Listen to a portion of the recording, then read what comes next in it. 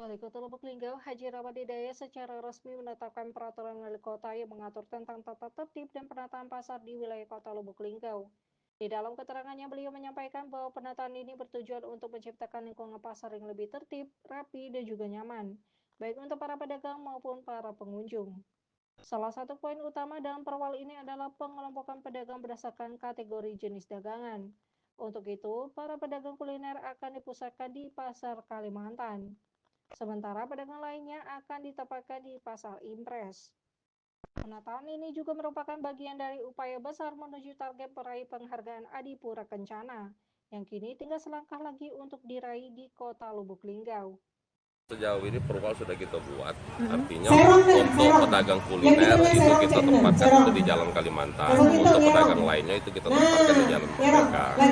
Karena beberapa kali kami turun ke lapangan, yang sangat disayangkan masih banyak pungli-pungli yang dilakukan oleh yang atas namakan pajak parkir, padahal itu punya pemerintah Kota Lubuk Linggau. Ini akan kita lakukan penertiban ke depannya supaya pasar yang ada di Kota Lubuk Linggau ini akan di sebelah Pak Kasarbimas sampai pagi dia kita atur, tapi kan itu kan secara teori.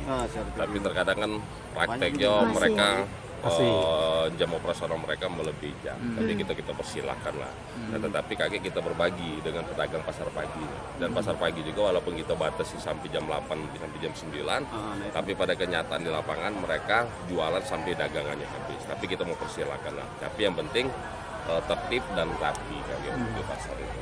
Karena target kita untuk Adipura Kencana, karena tinggal satu kali lagi kita mendapat Adipura Kencana, karena sangat disayangkan mungkin sudah 10 tahun ini kita tidak pernah dapat Adipura Kencana. Ya karena salah satu indikatornya ya kebersihan lingkungan yang ada di pasar Impres, pasar Muara dan pasar yang lain.